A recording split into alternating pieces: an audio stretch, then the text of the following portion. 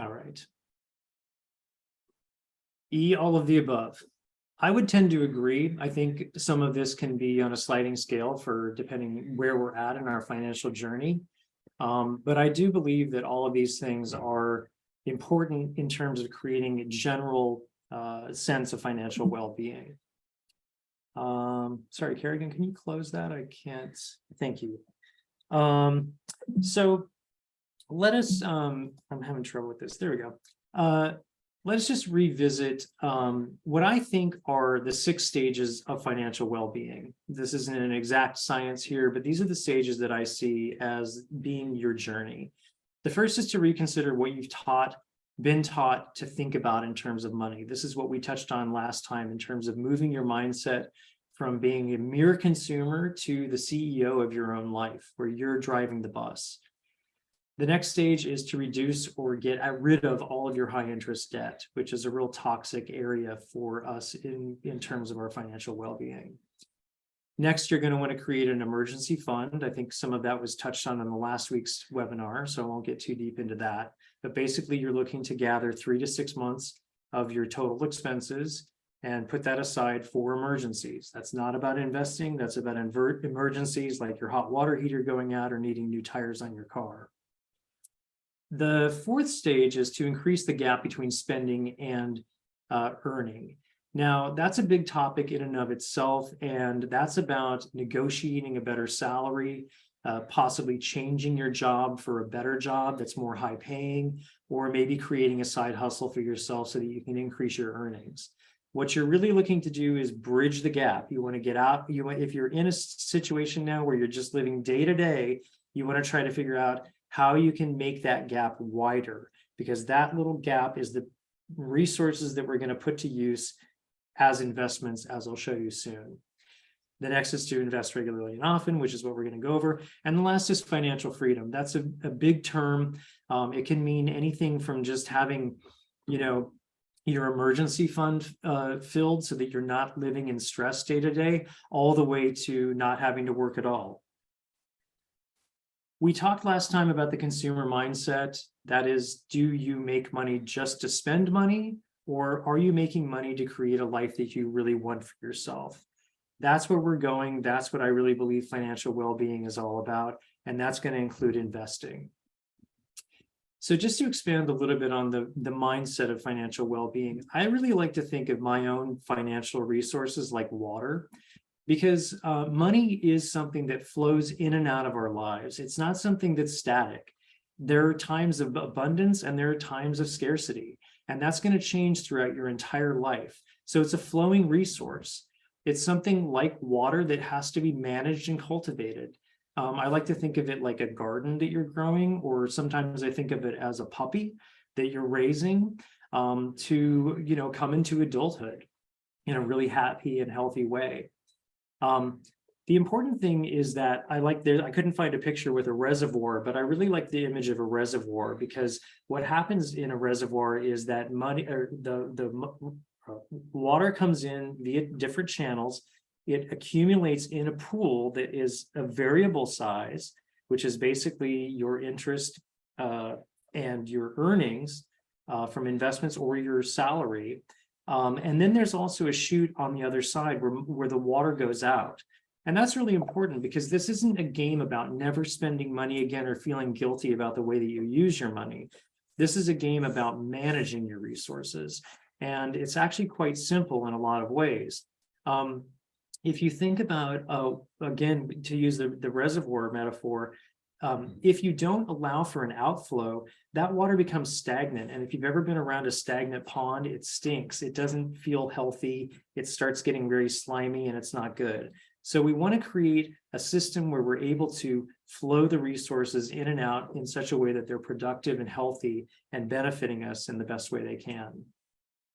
So once you've gotten to a place where you're not living paycheck to paycheck, where you're beginning to deleverage some of your resources, that can be either through practices of frugality or earning more money or so on, that's the time when you'll want to start thinking about growing your money. Now, how do you do that? Well, the first thing is this chart of compound interest. Einstein called compound interest the 8th wonder of the world.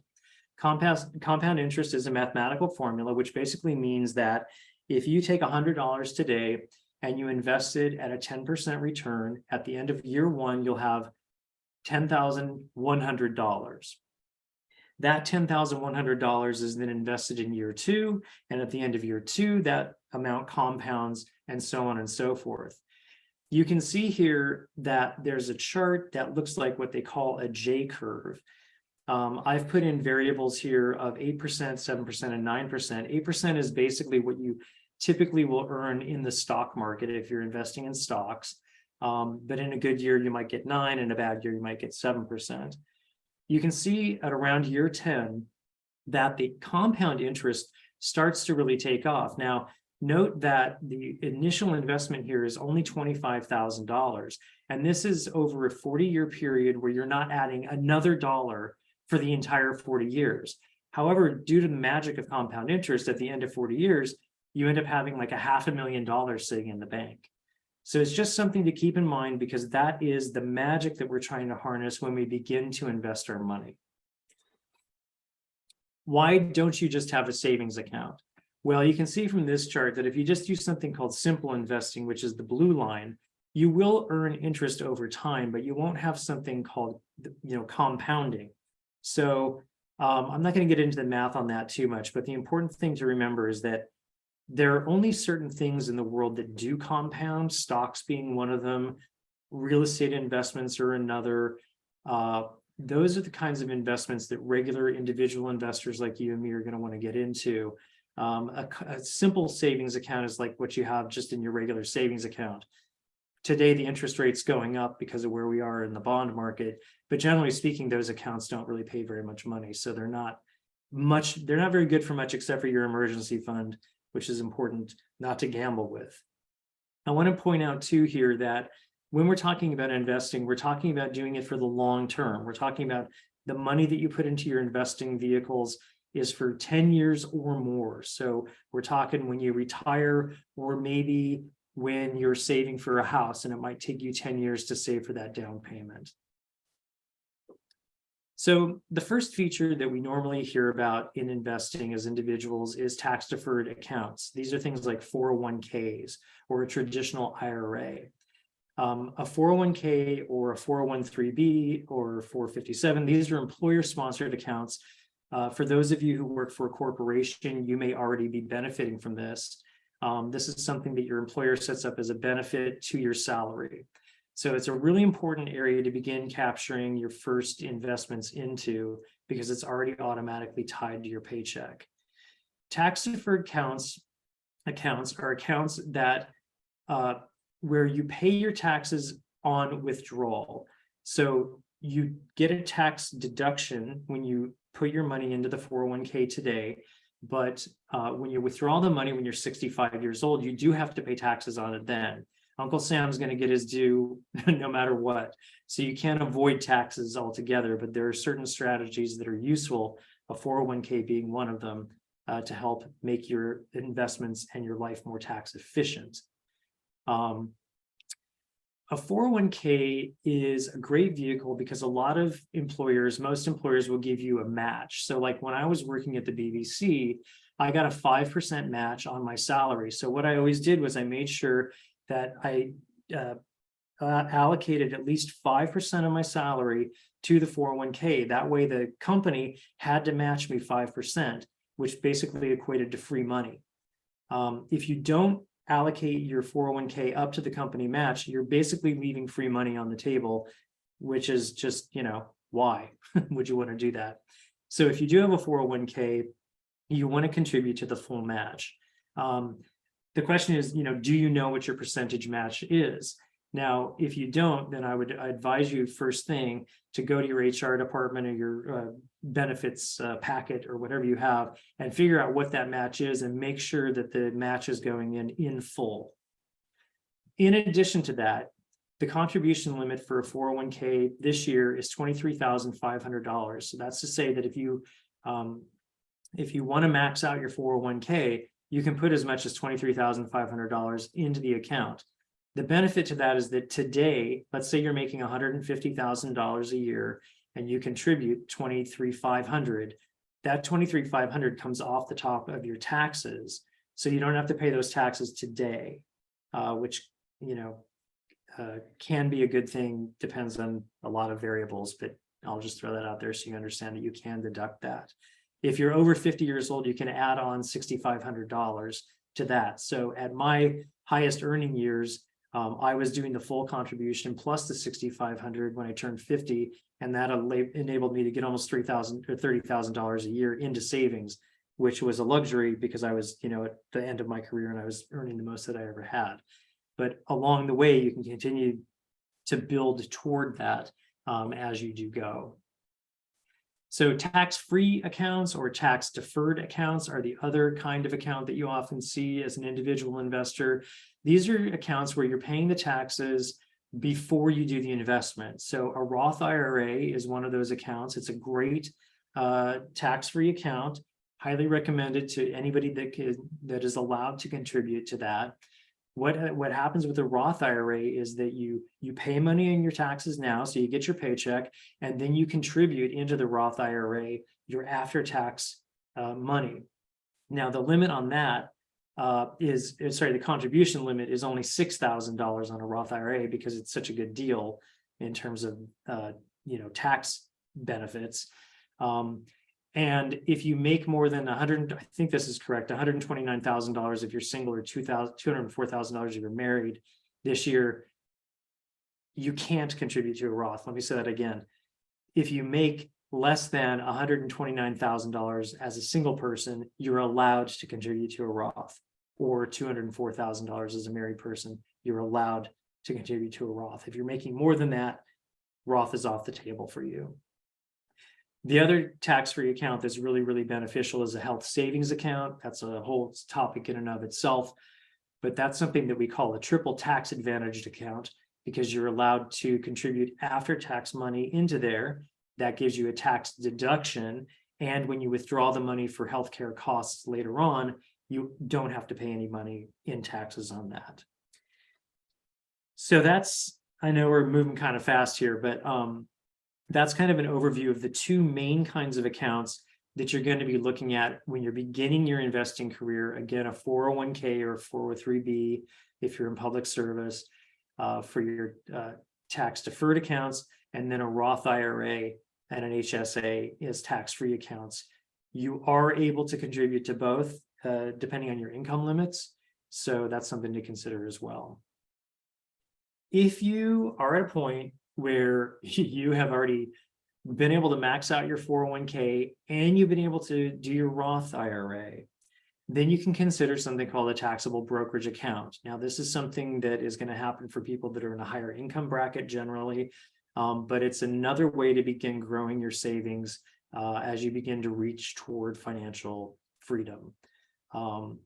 These, again, are all going to be long-term investments, which is to say 10 years plus. You don't want to be investing any money into any of these things, 401k, IRA, Roth, that you're going to be touching before 10 years. I should note also on the Roth IRA that one of the good things about this is that when you put the money into the Roth IRA, because you've already paid taxes on it, you actually can break into that account without penalty. Now, on the 401k, if you break into the account before you are of eligible age, which is 59 and a half, to withdraw the money, you'll get penalized here. On the Roth, however, you can put the money into the account, and because you've already paid taxes on it, you can withdraw the money when you want to, tax-free. Now, generally speaking, if you're using this account for retirement, you don't want to withdraw that money before retirement. However, it can be a good vehicle for starting to save for a house. So you take your after-tax money, stick it in a Roth IRA, begin to grow that money in investments like the stock market and bond market. And in 8, 7, 8, 9 years, 10 years, maybe you're ready to buy a house because you've got $100,000 in there. You can use that for your down payment. Okay, so in terms of prioritizing your investments, I just thought I would throw this up here because it can get a little bit confusing, but the high priority investments are to get your emergency fund going and fund it. Additionally, you want to get the 401k match. So you want to do those two things simultaneously. From there, you want to start knocking off any high interest debt that you possibly have, potentially look at a health savings account if that's offered to you, and then begin to look at your traditional or Roth IRAs. Traditional IRA is basically for somebody who makes too much money to invest in a Roth. So then you can invest in a traditional. It's kind of the same, almost the same thing. From there, you can start looking at paying off medium interest debts like your student loans and car loans. And then if you still got more money after that, you can open up a taxable account. And if you're still doing really well, you can start looking at paying off your house. So that's just kind of like the line of prioritization of the way that you want to think about where you're starting to throw your money into investments. So once you've done that, those things, then the big question is, where do you invest all the money? I don't have time today to get into that, but we can definitely create another webinar to take a look at that. The short answer is stocks, bonds, real estate, and alternatives.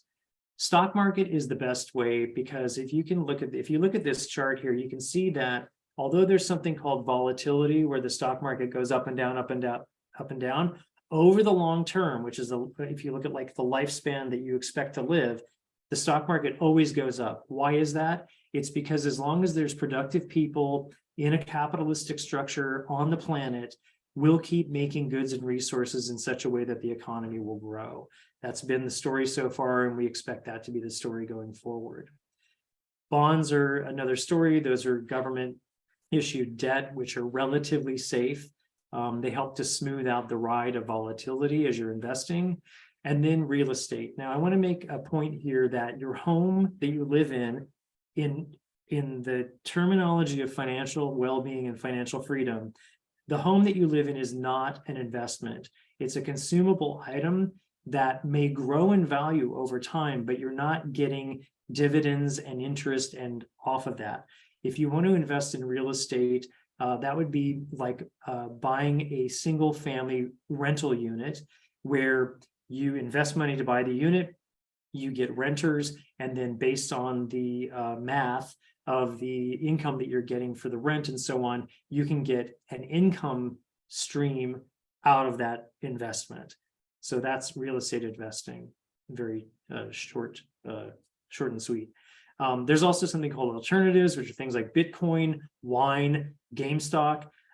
There's a lot of fun things out there to try to gamble with, but those are very high risk instruments, and I really would not recommend them at all unless you were at a stage where you got a couple of $1 million to play around with, basically, because for the average person, just being in the stock and bond market is going to be enough to create a financial well-being for yourself. This, by the way, is a target date fund. I won't get too deeply into it, but if you are just starting your investing, there's something called a target date fund, which will break down the investments into stocks, US stocks, international stocks, bonds, and cash. This changes across your lifetime as it grows more conservative as you age. It's a really easy thing to get into. So if you have a 401k and you look in to see what are the things that you can invest in the 401k, and there's a target date fund, if you're new to investing, I highly recommend that as an alternative. Okay, again, that was really fast. So I just wanted to throw up a few books here that I really like a lot for you to take a deeper dive. The first is called Your Money or Your Life. This is a book that's about your emotional relationship with money, kind of like what we covered in the previous webinar. I did this book. I tracked my spending for an entire year, which seems crazy, and it kind of was, but it was amazingly educational in terms of understanding how I spend my money and what my relationship with money is, what's important, what's not important. The middle one is called The Simple Path to Wealth. This is probably the single best, simplest overview of investing in stocks and bonds, and also some commentary on real estate that I can recommend to you. It's a deeper dive for somebody who wants to really begin to understand investing in a more complex way. The guy, J.L. Collins, also has a blog where all of the information in that book is available for free. It's called JL Collins NH, which stands for newhampshire.com. And the last is Ramit Sethi's I Will Teach You to Be Rich. This is a really great book that I recommend to people who are just getting started on their journey. He gets into all kinds of stuff about how to negotiate a car loan, what are the very basics of investing, how to think about your money in a healthy way. It's a really simple and good guide to take a look at. So that's 25 minutes already. I'm going to stop there. I know that's a lot. Let's take a look at some of the questions you may have and see what we can edify. And I will say this as well, when we send out the survey after this webinar, if there are specific areas that you want to go into, do a deeper dive on, then please let us know, because we can sort of curate that in such a way that will be helpful. So that's it, great. Sam. Yeah, that's perfect, Travis. Yeah, definitely give us the feedback of what you're looking for, and remembering that we created this program for you, so we want to hear from you. And we have some really good questions, Travis. You want me to feed them to you? Sure. Okay. So somebody's asked, what type of account is best for an emergency account? Yeah, so an emergency fund is money that you want to be able to have at your fingertips whenever the emergency strikes, okay? So that's a health problem, your kid breaks an arm, your car breaks down, your roof falls in, these are real emergencies. So that's money that you want to have available to you at any given moment. And the best account is just a simple savings account. Now, there are high yield interest savings accounts online, such as Ally Bank, ALLY. You can do a Google search, just search for high interest savings accounts. They're actually doing pretty well right now because of the weird way that the economy is at the moment. You can get like 2 or 2.5% interest, which is something. It's not a lot, but it's something. But definitely just keep it in a savings account. That's it. Okay. What is your opinion on having a sinking fund for holiday spending? That's not a bad idea at all.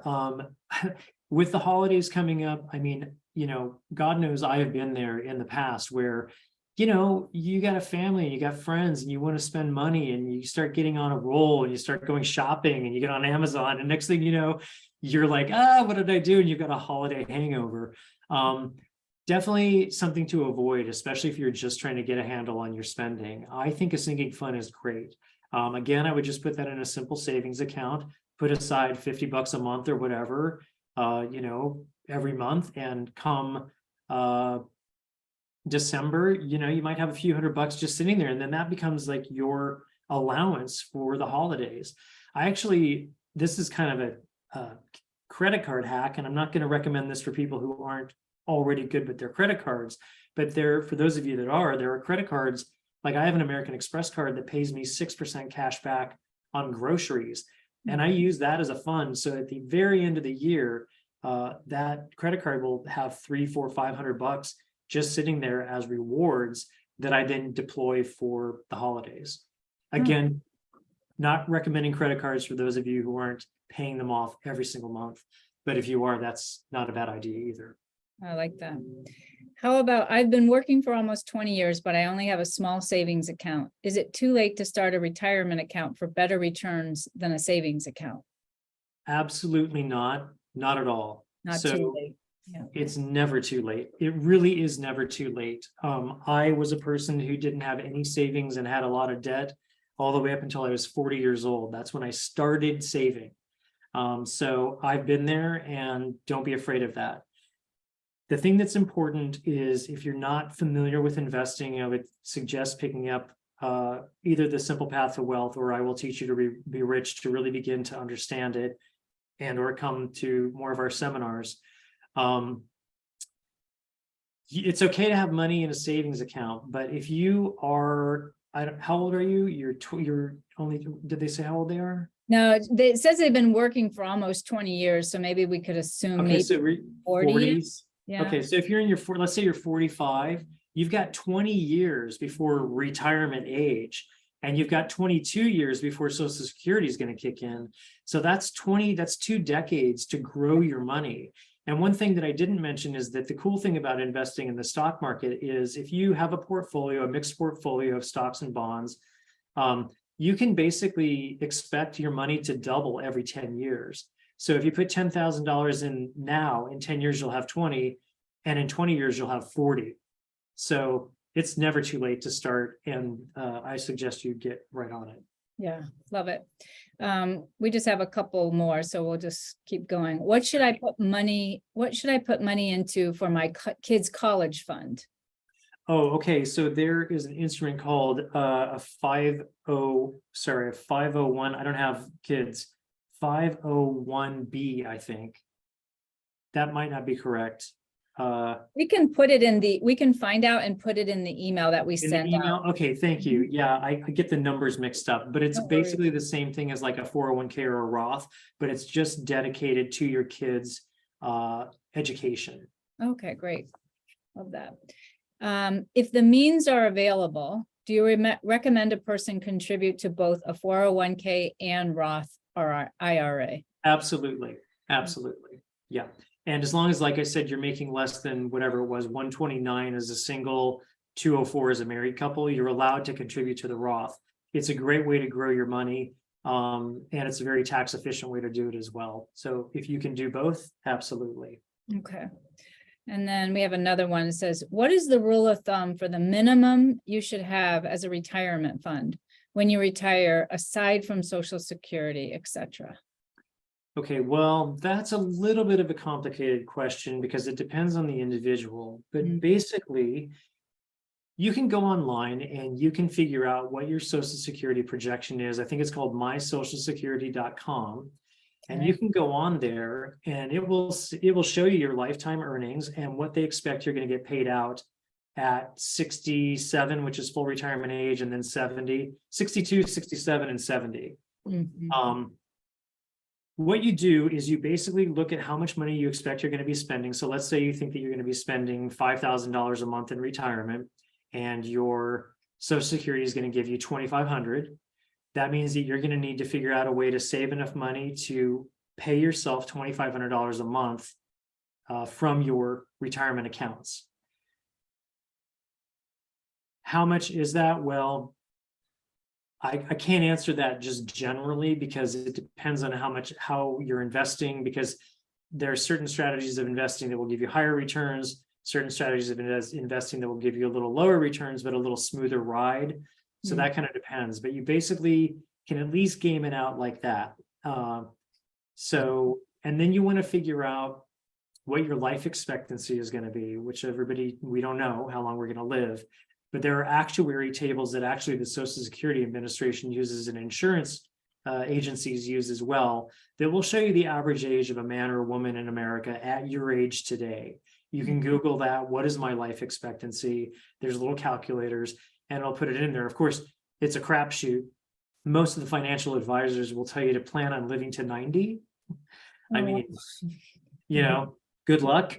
Most people don't, but kind of worst case scenario, just to make sure you have money for healthcare and things like that. Right. It's not a bad idea to think about it in that way. Okay. And so I just want to say, do you think this is true? Is that there's not one rule of thumb? Because I think sometimes we're kind of taught that in our culture to this is the way. So what you're saying is there's not just one way, but we can help ourselves by, first of all, finding out Social Security, what's the estimated amount. So let's say it's $2,000 and let's say your current mortgage is $1,500.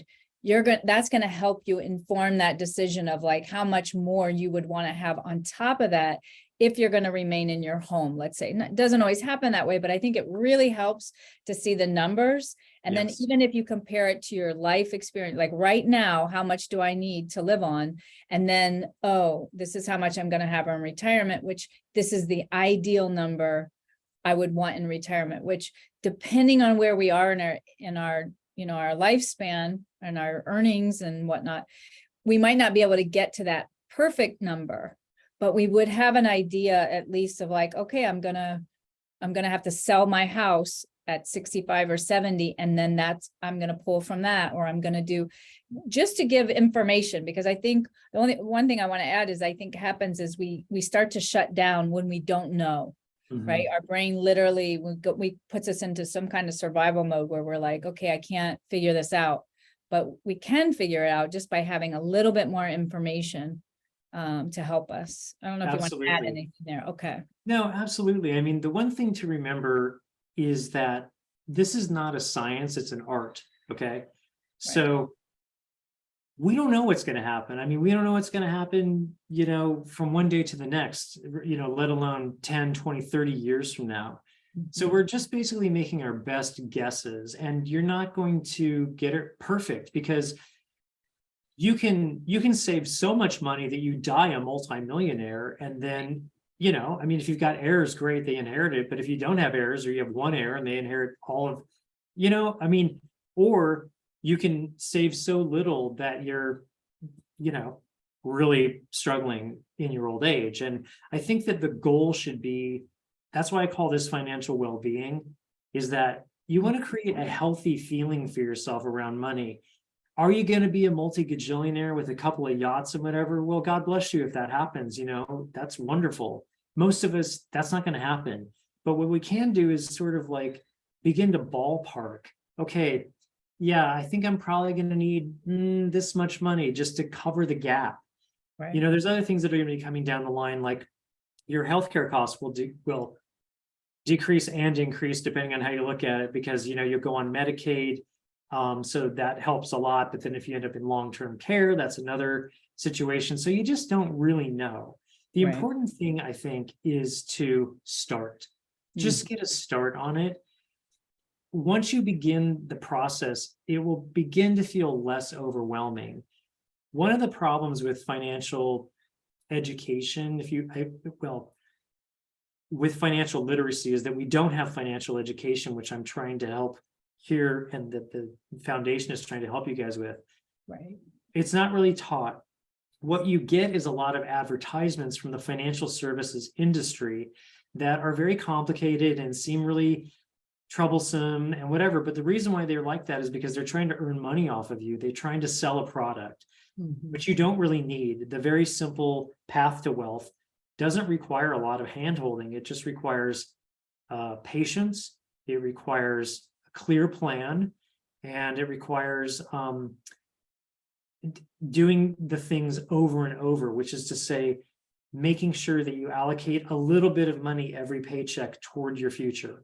It doesn't have to be a lot, just a little bit helps. That's right. Yeah, it really helps, I think, to have these little things that we can do, because the little changes over time, they do matter.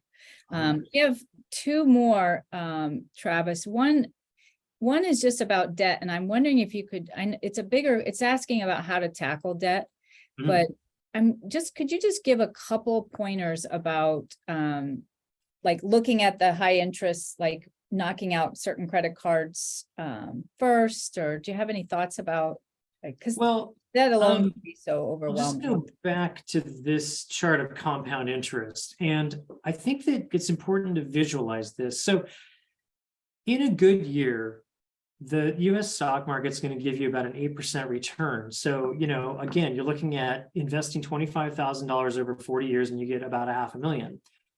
This is 8%. Now, most credit cards are charging you something like 20. So this is going to be like double, the amount of money. I don't know exactly what the math is, but I bet if it's $25,000 and you don't pay anything off and you get a 20% interest, you're over $1 million in debt. So that's why it's so toxic. You can think of this as reversing. You want to pay down your high interest debt as fast as you possibly can. Ramit Sethi's book, I Will Teach You to Be Rich, he talks about the debt snowball. Dave Ramsey also talks about this. But the debt snowball basically has you begin paying off in little chunks more and more and more and more of your debt. It's a strategy that's really useful. I used it myself. I was a little over $10,000 in credit card debt when I started teaching myself about finances. And I used the debt snowball method to get myself out of debt. It takes a little bit of time, but it works. And I highly recommend it. High interest debt is a killer. If you have a mortgage or you have student loan debt, that's a little bit of a different story. You can probably calm down a little bit about that. You can But do. you know, the credit cards you really want to get rid of. Right. Okay. Perfect. That's great. And then the last one's really a comment. They said, thank you for helpful advice today. Hoping we will all have Social Security by the time that this person retires and all of us retire. So I think that, you know, I'm with you on the prayer, but I also feel pretty optimistic about it because Social Security, as we've long known, as the third rail of politics. It's a very hard thing to take away entitlements from people. You know, there is a good chance that the benefits will be reduced slightly, or that you won't be able to take the benefits until later in life. An interesting little anecdote about that, you know, the age of 65 as a retirement age was a completely arbitrary age that was invented by insurance actuaries early in the 20th century, when most people didn't live to 65. So they didn't think that anybody was going to have to get the money anyway. But then because life expectancy and medical tech improve our lives and our life expectancy goes up, now we got a problem because we got a lot of really old people that we have to take care of. So there's a chance that it'll come down a little bit.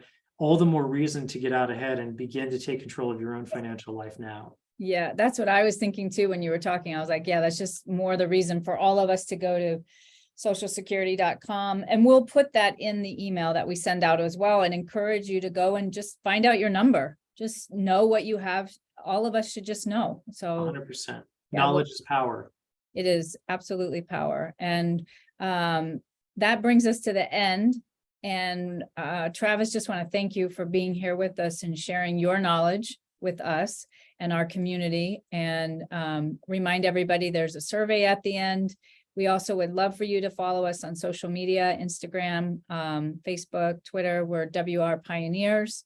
We'll be putting out more information there. We're also going to start doing some 15-minute lives, just having information given to you in different ways, because we want you to have everything that you need to lead the best life that you can. So let us hear from you. We really want that. And Travis, thank you so much for your time. I really appreciate everything you gave us today, and we'll be sure to put all your little resources in the email so people will get those. That Great. It's my pleasure. I wish you all well and happy holidays. Happy holidays. Take care. Take Bye, care. everyone. See you Bye. next time.